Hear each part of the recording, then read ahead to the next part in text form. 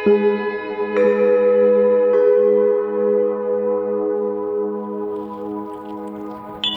के सवाल में आज भक्तों के मन का स्वागत है। अनेक भक्तों के कई दिनों से मेरे पास संदेशे आ रहे हैं और वे मुझसे पूछ रहे हैं कि एक फ़िल्म आई है आदि पुरुष, 600 करोड़ की बनी है। आप उस फिल्म के इन संवादों के बारे में कुछ कहिए।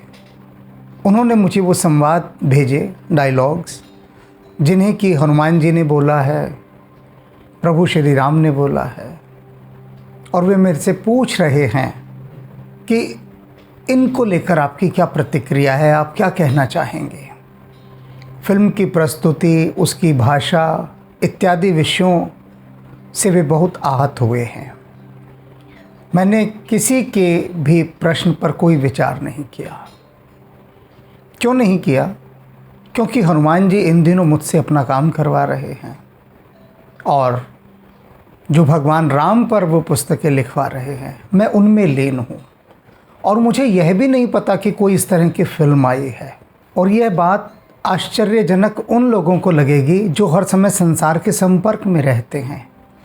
वे सोच रहे होंगे कि ऐसा कैसे हो सकता है कि जिसकी गली गली चर्चा हो और उसकी खबर मुझे ना हो। बिल्कुल हो सकता है, क्योंकि जो एकांतवास करता हो उसे संसार की कोई खबर नहीं होती। तो सार कि अपनी साधना में लगे रहो। अब ये जो फिल्म आई जिसकी चर्चा की जा रही है, मैंने नहीं देखी।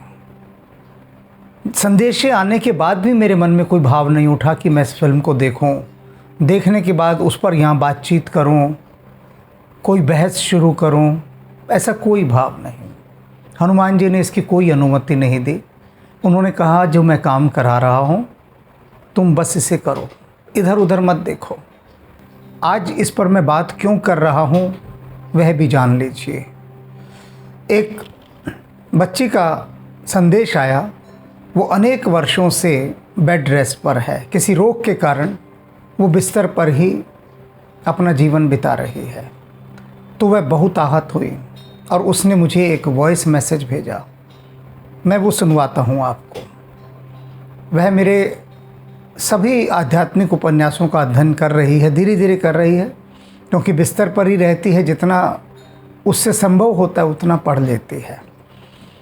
तो उसने जो इस फिल्म को लेकर जो कुछ कहा, उसका मैं आपको वॉइस मैसेज सुनवाता हूँ और फिर हम आगे की यात्रा पर चलेंगे कि कैसे आपको हनुमान जी को समझना है, जानना है। मूल बात तो हनुमान जी को जानने की है। बाकी इधर उधर की बातें दुनिया में तो सब चलती रहती हैं। असल को जान लेना है बस। असल को जान लेंगे तो नकल से बच जाएंगे। एक घर में मैं गया हुआ था, बस यूं ही बैठा तो उनका बच्चा, छोटा बच्चा कुछ काम कर रहा था। तो जिज्ञासा हुई, मैंने कहा देखूं क्या काम कर रहा है। मैं उसके पास सरक गया, देखा क्या काम कर रहा है। तो वो हिंदी का काम कर रहा था और अपनी जो नोटबुक है उसमें 4 शब्द लिख रहा था। एक ही जैसे शब्द, एक ही शब्द होगा, उसको 4 बार लिखा, जिसमें से एक शुद्ध शब्द छांटना था। तो वो उनको 10-10 बार लिख रहा था। तो मैंने पूछा भाई तुम ये क्या कर रहे हो? तो उसने कहा विद्यालय ने कहा है कि शुद्ध और अशुद्ध शब्दों को छांटना सीखना है। एक शुद्ध शब्द के 3 अशुद्ध शब्द इसमें हैं। अब मुझे ये सारे शब्द लिखने हैं। तो मैंने कहा भाई तुम असल लिखो ना, ये जो नकली शब्द हैं ये अपने आप छोड़ जाएंगे। अभी विद्यालय ने 3 शब्द नकली दिए हैं, मैं इसके 6 शब्द और नकली बना सकता हूँ, तब क्या करोगे? तब भ्रम में पड़ जाओगे ना, क्योंकि तुम्हारे सिस्टम में तो यही फीड है ना कि ये 3 नकली शब्द हैं, तो बाकी 3 और नकली आ जाएंगे, तब क्या करोगे? सारे नकली छोड़ दो, सिर्फ असली शब्द को पहचान लो जो वास्तव में शुद्ध शब्द है। यदि तुम्हें वह आता होगा तो उस शुद्ध शब्द को कोई कितनी भी बार अशुद्ध करके लिखे तुम्हें कोई फ़र्क नहीं पड़ेगा, क्योंकि तुम्हें शुद्ध शब्द की पहचान है। तो आज हनुमान जी का जो शुद्ध बुद्ध स्वरूप है, मैं उसकी पहचान कराऊंगा इस प्रश्न के माध्यम से। यदि आप हनुमान जी के और प्रभु राम के वास्तविक शुद्ध बुद्ध प्रबुद्ध रूप को जान जाएंगे, फिर आप कहीं भ्रम में नहीं पड़ेंगे। आपको किसी से कुछ पूछना भी नहीं पड़ेगा कि ये सही है या गलत है, और वही सारा काम हनुमान जी हमसे करवा रहे हैं। पहले इस बच्ची का प्रश्न सुनते हैं, या इसके मन की बात। मेरा सवाल इसी को लेकर है कि ये श्री तुलसीदास जी के दोहे को इस्तेमाल करके खुद को डिफेंड कर रहे हैं, बोल रहे हैं कि तुलसीदास जी बोलते थे कि रामायण को आप 1000 तरीके से बोल सकते हो, नाना तरीके से बोल सकते हो, लेकिन इसका मतलब कि ये है कि रामायण को आधुनिकता के नाम पर बहुत भद्दे तरीके से लिखा जाए। जो ये पिक्चर के डायलॉग हैं आपने शायद नहीं देखे होंगे, लेकिन अगर आप इंटरनेट पे सर्च करें तो आप इसके डायलॉग देख सकते हैं कि हनुमान जी बोल रहे हैं लंका दहन के सीन में कि कपड़ा तेरे बाप का, तेल तेरे बाप का, जलेगी भी तेरे बाप की, जो हमारी बहन बेटियों पे हाथ डालेगा उसकी लंका लगा देंगे। डबल मीनिंग, ऐसे वाहियात डायलॉग्स हैं। मैंने आपके व्याख्यान भी सुने हैं रामायण के, आपके नॉवेल्स पढ़े हैं। आपकी भाषा इतनी सुंदर है, आपने भी नए तरीके से लिखे, बट आपकी भाषा इतनी सुंदर है और दूसरी तरफ ये इतनी वाहियात भाषा है, और ये बोलते हैं कि ये न्यू जनरेशन के लिए लिखी है। तो न्यू जनरेशन को क्या ऐसी वाहियात भाषा सिखानी चाहिए, वो भी रामायण के नाम पर? हनुमान जी को गुस्सा नहीं आता क्या ये सब देखकर? मेरा सवाल यही है। अपना संदेश भेजने के बाद ये बालिका संतुष्ट नहीं हुई और आक्रोश में उसने मुझे एक स्क्रीनशॉट भेजा डायलॉग्स का, जो इस फिल्म में इस्तेमाल किए गए हैं। और ये लिखने के बाद इसने कहा कि मुझे याद है मैंने आपका एक वीडियो देखा था जिसमें आपने हनुमान जी का काम न करने में थोड़ा सा अपना प्रमाद दिखाया, कि आप अपने व्यस्त रहे, पूरा समय आपने छोड़ दिया और हनुमान जी का काम नहीं किया, उसमें प्रमाद दिखाया।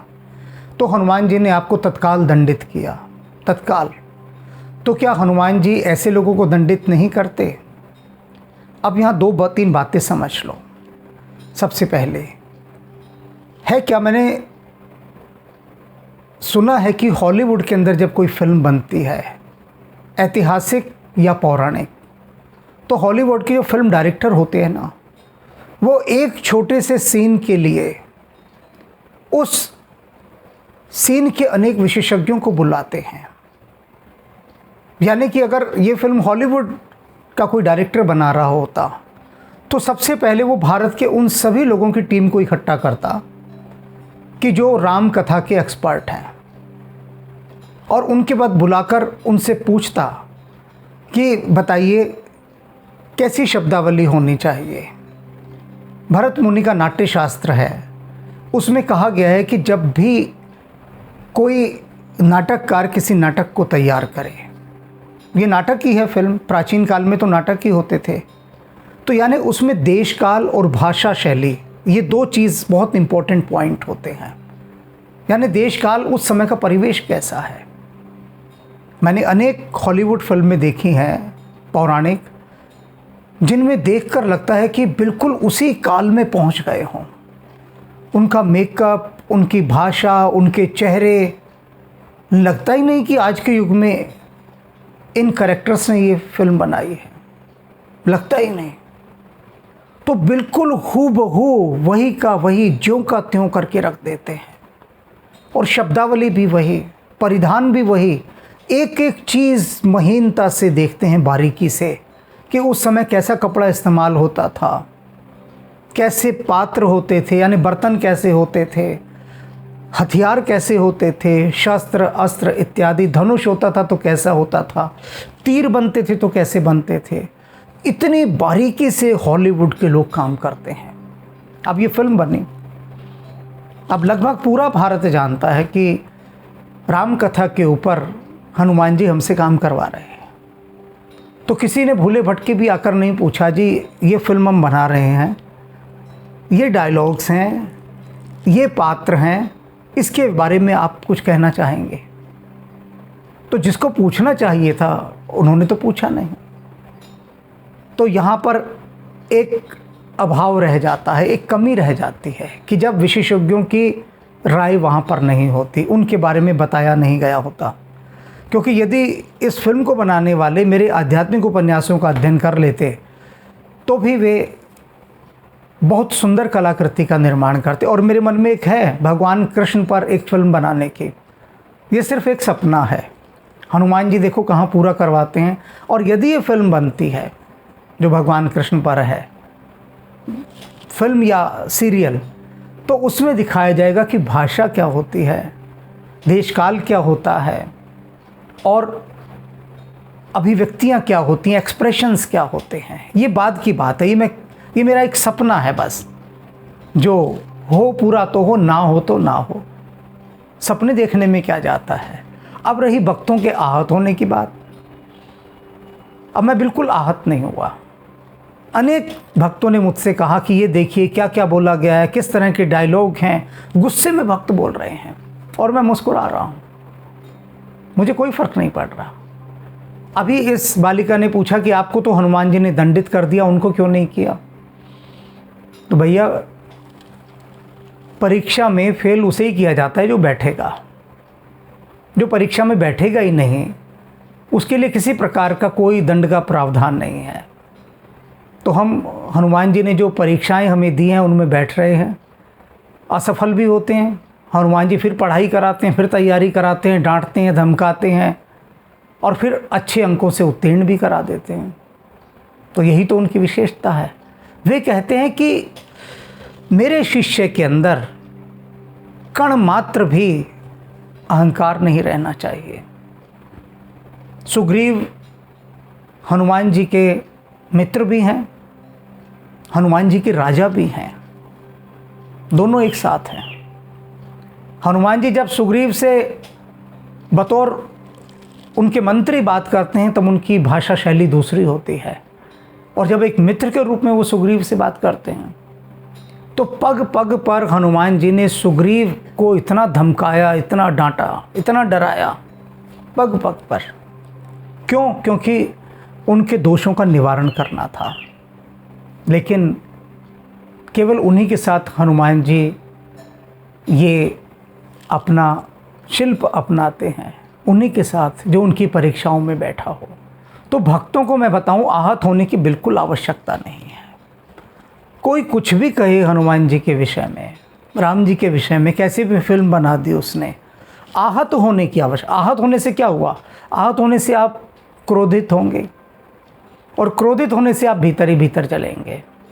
तो बस यहाँ इस बात से बचना है, अपना मत प्रकट करना है, अपना भाव प्रकट करना है, अपना आक्रोश भी यदि अभिव्यक्त करना है तो उनके लिए शब्दावली बहुत अच्छी हो। अब इसी बात पे तो सारा विवाद खड़ा हो रहा है कि शब्दावली ठीक नहीं है, और यदि हम ही क्रोध में भरकर अपनी ही शब्दावली को विकृत करके उस बात का विरोध करेंगे तो फिर अंतर क्या रहा? विरोध कीजिए सुंदर शब्दों में, भाव ऐसा हो कि आप मुस्कुराकर कोई बात कह रहे हैं लेकिन वो गुस्से से भी ज़्यादा प्रभावशाली लगे। तो भक्तों को पहली बात तो ये सीखनी होगी, सभी भक्तों को इस संबंध में। और आगे अब और बातें हैं उनको करते हैं, जो बहुत गहरी बातें हैं। लगेंगे कि विषय से हटकर मैं बात कह रहा हूँ, हो सकता है लगेंगी, लेकिन बड़ी गहरी बात कह रहा हूँ, क्योंकि बहुत दूर की बात है। वो इतनी दूर की बात है कि शायद उसको पकड़ना बहुत मुश्किल हो जाए, लेकिन यदि पकड़ लेंगे तो सब कुछ पा लेंगे। ये फिल्म सही है, गलत है, इससे भक्तों को आहत होना चाहिए या नहीं होना चाहिए, भक्त आहत हुए हैं तो क्यों हुए हैं, इन सब का उत्तर आप स्वयं खोज लेंगे। अब हम उत्तर की यात्रा पर चलते हैं, पर पहले एक छोटा सा प्रसंग सुनाता हूँ। एक हनुमान जी का भक्त जो कहता था कि मैं परम भक्त हूँ, अनेक बार उसने मुझे व्हाट्सएप मैसेज किया कि मैं हनुमान जी का परम भक्त हूँ, परम भी लगाया उसने। और क्या करता हूँ, इतनी इतनी बार हनुमान चालीसा का पाठ करता हूँ, बजरंग बाण का पाठ करता हूँ और क्या क्या हनुमान जी के अनुष्ठान करता हूँ। मार तमाम दुनिया भर के जो भी कुछ हनुमान जी को रिझाने के तरीके होते हैं, उपासना करने के उसने सब बताए और बारंबार यही कहा मैं हनुमान जी का परम भक्त हूँ। और फिर एक दिन उसका संदेश आया और संदेश के अंदर उसका गुस्सा दिखाई दे रहा था। उसने संदेश में लिखा कि मैं नहीं मानता कि आप जो आध्यात्मिक उपन्यास लिख रहे हैं भगवान श्री राम पर, उनको हनुमान जी लिखवा रहे हैं, मैं तो नहीं मानता। और ना मानने के बाद उन्होंने बहुत सारी बातें लिखी गुस्से में, जिन्हें मैं यहाँ नहीं कहना चाहता, अच्छा नहीं है कहना, क्योंकि वे बातें बताएंगे कि उनके मन में कितना विष था, इसलिए कोई आवश्यकता नहीं, एक शब्द ही पर्याप्त है। तो मैंने उनसे कहा कि आपसे एक करबद्ध विनती है और उस विनती में 2 प्रश्न हैं। यदि आप अनुमति दें तो मैं वो 2 प्रश्न आपसे करना चाहता हूँ, बस क्या आपकी अनुमति है? अब इस विनम्रता से वो थोड़ा सा सॉफ्ट हुए, नरम हुए, पसीजे। उन्होंने कहा हाँ पूछिए। तो मैंने कहा सबसे पहले तो आप ये बताइए कि आपने अभी कहा कि आप नहीं मानते कि जो आध्यात्मिक उपन्यास हम लिख रहे हैं वे हनुमान जी लिखवा रहे हैं। आप कहते मैं नहीं मानता। तो आपसे किसने कहा कि आप माने? मैंने कहा या वे लोग जो भक्ति भाव से मुझे मानते हैं उन्होंने कहा? आपके परिवार के किसी सदस्य ने कहा, किसी मित्र ने कहा? किसने आपसे आकर ये कहा ये बात आप मानिए? उन्होंने कहा मुझे किसी ने नहीं कहा। तो मैंने कहा जब आपसे किसी ने कहा नहीं तो आप मानते रहिए, मुझे भी क्यों बता रहे हैं? मुझे बता के आप क्या सिद्ध करना चाहते हैं?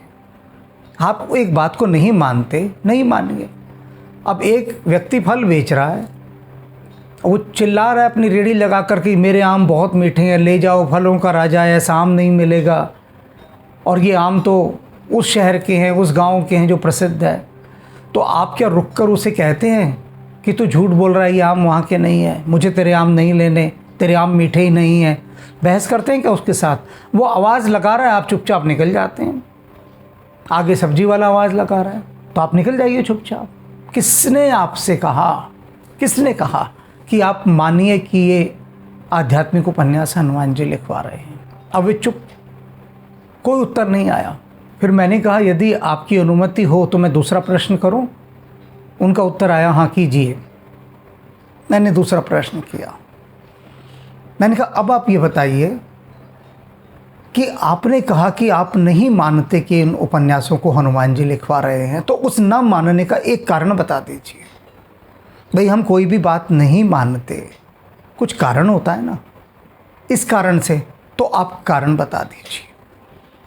और पहला कारण तो यही होता है कि आपने इनका अध्ययन किया और अध्ययन करने के बाद जाना कि ये निरा कूड़ा है, इनमें कुछ नहीं है, इसलिए नहीं मानता। तो बताइए क्या आपने इनमें से किसी भी एक आध्यात्मिक उपन्यास का अध्ययन किया? उनका उत्तर था नहीं किया। तो मैंने कहा जो फल या जो मिठाई, जो वस्तु जिसका आपने स्वाद ही नहीं चखा, उसके बारे में आप ये कैसे कह सकते हैं? अगर कोई कहे कि मैंने ये देसी घी में ये सब्ज़ी बनाई है या देसी घी से ये रोटी चुपड़ी हुई है, और आप कहें मैं तो नहीं मानता दूर से ही देखकर, तो जब तक आप खाएंगे नहीं, चखेंगे नहीं, पता कैसे लगेगा? तो आप मुझे बताइए वो कारण, जिस कारण से आप कह रहे हैं। वे चुप, कोई उत्तर नहीं आया। मैंने फिर उनसे पूछा आपने बताया नहीं कारण? तो उनका उत्तर आया कारण मैं नहीं जानता, मुझे नहीं पता, मैं अकारण ही ये बात कह रहा हूँ, क्योंकि मैंने बहुत खोजा और मुझे कोई कारण नहीं दिखाई दिया। तो मैंने कहा अच्छा बे काम कीजिए, आप किसी भी एक आध्यात्मिक उपन्यास का अध्ययन कीजिए और फिर ये बात कहिए, तो आपकी बात में आत्मसंतोष भी होगा कि आपने जो कहा। और मैंने कहा जी भर के फिर गालियाँ देना आप, जी भर के, पर पहले एक पढ़ लीजिए। तो उन्होंने रामबाण उपन्यास चुना सबसे पहले, क्योंकि उसमें हनुमान जी का प्रवेश हो रहा है पहली बार। अभी तक 9 खंड प्रकाशित हो चुके हैं, तो जो 8वां खंड है उसमें हनुमान जी आते हैं, ये रामबाण है। उन्होंने वो पढ़ा और पढ़ने के लगभग 1 महीने बाद उनका एक ही संदेश आया मेरे पास कि अगली बार जब हनुमान जी आपसे इन उपन्यासों को लिखवाने आए तो उनसे कहिएगा कि मुझे क्षमा करते हैं, मैंने बहुत बड़ा पाप किया है, उनसे ये कह दीजिएगा। तो मैंने उनको उत्तर लिखा, मैंने कहा लेकिन कह कैसे दूँ, तुम तो मानते ही नहीं, कि तुम तो खुद ही कह रहे हो कि मैं नहीं मानता। तो उन्होंने कहा कि अब आप मुझे और शर्मिंदा ना करें बस, और आप मुझे इसका अगला खंड C.S. सुधलाए वो भी भिजवा दीजिए। तो अब हम बात को शुरू करते हैं। रामबाण आध्यात्मिक उपन्यास, इसमें पहली बार हनुमान जी का प्रवेश होता है। हमने हनुमान जी से यही कहा कि महाराज आप पधारेंगे, और मेरे बस का तो नहीं कि मैं आपका वर्णन कर सकूं। तो वे कहने लगे कि अब से पहले जो लिखा है वो क्या तुम्हारे बस का था? तुम्हारे बस का तो कुछ भी नहीं है। वो भी मैंने लिखवाया, ये भी मैं लिखवाऊंगा, और अपने बारे में मुझे ही लिखवाना है ना, तो मैं ही जानता हूँ, तुम सिर्फ लिखने की भूमिका निभाओ। और उन्होंने लिखवाना आरंभ किया। रामबाण में जब हनुमान जी राम जी के पास जाते हैं वेश बदलकर, जानने के लिए, क्योंकि ऋष्यमुख पर्वत पर सुग्रीव रह रहे हैं और इधर प्रभु राम जा रहे हैं सुग्रीव को खोजने ऊपर। तो जैसे वे ऋष्यमुख पर्वत चढ़ाना आरंभ करते हैं तो सुग्रीव हनुमान जी से कहता है कि भाई जाओ, मुझे लगता है कि वाली ने कोई हत्यारे भेजे, तुम जाओ और छुप कर इनका पता करो और ब्राह्मण का वेश धारण करके जाना। अब हनुमान जी जाते हैं और प्रभु राम के सम्मुख पहुंचने के बाद वे उनके विषय में पूछते हैं कि आप कौन हैं। टटोलना है ना, खोजना है कि कौन है ये। तो उनके विषय में बहुत लंबा संवाद है, हनुमान जी की बहुत लंबी वार्ता है जो वो कहते हैं, कथन है। जब वो सब कुछ कह के चुप हो जाते हैं हनुमान जी, तो देखते हैं कि प्रभु राम कोई उत्तर नहीं दे रहे, ना लक्ष्मण जी कोई उत्तर दे रहे हैं, कि जो दोनों शस्त्रधारी योद्धा यहाँ पर आए हुए हैं दोनों में से कोई उत्तर नहीं दे रहा। तो राम लक्ष्मण से कहते हैं कि ज़रा पीछे आना। वो एक वृक्ष के पास ले जाते हैं और राम धीरे से, हनुमान जी ने जो उस समय पूछा उनके बारे में, हनुमान जी की जो वाणी थी, हनुमान जी की जो शब्दावली थी, हनुमान जी की पूछने की जो शैली थी, पहली बार राम किसी की प्रशंसा करते हैं, पहली बार। और ये बात लक्ष्मण जी बाद में हनुमान जी से बताते हैं, कहते हैं जानते हैं उस समय प्रभु ने आपकी जो प्रशंसा की थी, मैं स्वयं आश्चर्यचकित रह गया था कि मेरे भाई कभी भी इस प्रकार से किसी की प्रशंसा नहीं करते हैं। प्रशंसा क्या थी, वो तो आपके प्रति भक्ति भाव से भर गए थे, आप पर न्यौछावर ही हो गए थे। आपके बारे में जो शब्द कहे उस समय प्रभु श्री राम ने आपकी प्रशंसा में, तो सोचिए हनुमान जी ने किन शब्दों में परिचय पूछा होगा राम जी का। वे सारा रामबाण आध्यात्मिक उपन्यास में है। और उसके बाद यत्र तत्र सर्वत्र हनुमान जी के अनेक संवाद हैं और उनकी भाषा। हनुमान जी जैसा कि कहते हैं तुलसी बाबा, जय हनुमान ज्ञान गुण सागर, ज्ञान के और गुणों के सागर हैं। उनकी भाषा परिमार्जित, परिष्कृत और सुमधुर है। और उनका बोलने का ढंग, राम कहते हैं उस समय लक्ष्मण से कि लक्ष्मण, ये जो सामने ब्राह्मण वेश के अंदर ये जो बोल रहा है बोलने वाला, इसकी इस वाणी को सुनकर तो यदि कोई शत्रु इसको मारने भी आया हो तो वह शत्रु भी इसका भक्त हो जाएगा। ऐसी निर्दोष शब्दावली, ऐसी सुमधुर शब्दावली। और उसके बाद हनुमान जी लंका में अगले खंड में, 9वें खंड में, C.S. सुधीलाय में वे जाते हैं लंका में। और लंका में उनके साथ जो दुर्व्यवहार किया जाता है, तब तक हनुमान जी ने अपने को प्रकट नहीं किया था कि मैं कौन हूँ, और राक्षसों के बीच वे हैं। लेकिन उन सब के मध्य भी जब भी वे जिससे भी बात करते हैं वो उनका मुख देखता रह जाता है कि क्या भाषा है इनकी, कहने का क्या सुमधुर ढंग है। और सबसे बड़ी बात, जब वे सीता माता से अपना परिचय देते हैं, और इस आध्यात्मिक उपन्यास में हनुमान जी रो पड़े हैं, क्योंकि सीता माता ये मानने को तैयार नहीं हैं कि ये हनुमान राम के दूत हैं। और हनुमान एड़ी चोटी का जोर लगाकर थक जाते हैं समझा कर, लेकिन सीता जी के पास हर हनुमान जी के तर्क का उत्तर है, काट है। हर उनके तर्कों को सीता जी काट देती हैं। कहती हैं, अब बताओ हनुमान, मैं कैसे मानूं कि तुम रामदूत हैं हो। और अब उनकी भी बात बता दूं, उन भक्तों की भी, जैसे मैंने हनुमान जी के इन भक्त से पूछा ना अभी कि आप कारण बताइए, एक कारण बताइए यह कहने का कि आप नहीं मानते कि ये आध्यात्मिक उपन्यास हनुमान जी लिखवा रहे हैं। वैसे उन भक्तों से भी मैंने पूछा जिन्होंने एक पंक्ति में मुझे संदेश लिखकर भेजा कि हम मानते हैं कि ये उपन्यास आपसे हनुमान जी लिखवा रहे हैं। तो मैंने कहा कारण बताओ, क्यों मान रहे हो भाई बात, क्यों माना तुमने। तो उन्होंने कहा जब भी हमने इनका अध्ययन किया, अभी ये रामबाण और सीता C.S. सुधलाय का, उसके बाद हमें चारों तरफ हनुमान जी ही दिखाई देने लगे। पता नहीं हमें कब हम कितना रोना शुरू कर दिया, कब हमारी आंखों से आंसू निकल रहे हैं, कब हम फूट फूट कर रो रहे हैं, कब हमारा पूरा शरीर पुलकित और आह्लादित हो रहा है। जैसे रामचरितमानस में बार बार तुलसीदास जी कह रहे हैं, बार बार, कि राम जी को देखकर सबका हृदय आह्लादित हो गया, शरीर पुलकित हो गया, वाणी गदगद हो उठी, आंखों से अश्रुओं की धाराएं बहने लगी। कहते हमारे साथ ऐसा कभी हुआ ही नहीं। और हर समय ये अनुभव कर रहे हैं कि हनुमान जी मेरे चारों तरफ हैं, हमें देख रहे हैं, हमारे आसपास ही घूम रहे हैं, और हम हनुमान जी से सपनों तक में बात कर रहे हैं। तो ऐसी एक जो जादुई घटना हमारे साथ घटने लगी है, ये तभी हो सकती है जब कोई अज्ञात द्वार खुल जाए। और यही बात सत्य है, क्योंकि इनमें उन द्वारों को खोलने की ऊर्जावान शक्ति है।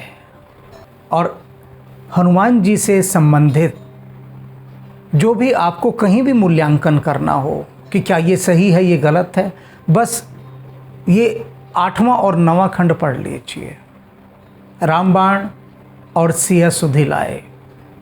उसके बाद किसने हनुमान जी और राम जी के विषय में क्या कहा, क्या वह सही है या नहीं है, बस आपको मैंने कसौटी दे दी है। कसौटी जानते हैं किसे कहते हैं? सुनारों के पास एक पत्थर होता है।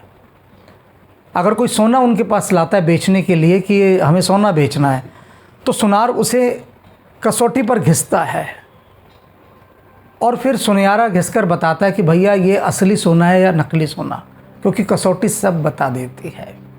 ये 2 उपन्यास हनुमान जी ने स्वयं अपने विषय में बताते हुए बड़े आनंदित होकर, धीर वीर गंभीर होकर कहे हैं, ये कसौटी हैं, इन्हें रख लीजिए, उसके बाद स्वयं मूल्यांकन कीजिए। और एक बात और बता दूं कि इन दोनों उपन्यासों के अध्ययन के बाद आपके भीतर एक ऐसी भयंकर आग लगेगी, पहले सावधान कर रहा हूँ, ऐसी आग लगेगी कि जो आपके भीतर के कचरे को जलाना शुरू कर देगी। हनुमान जी की आग है ये, क्योंकि वे दोषों का शमन करते हैं, भस्म करते हैं।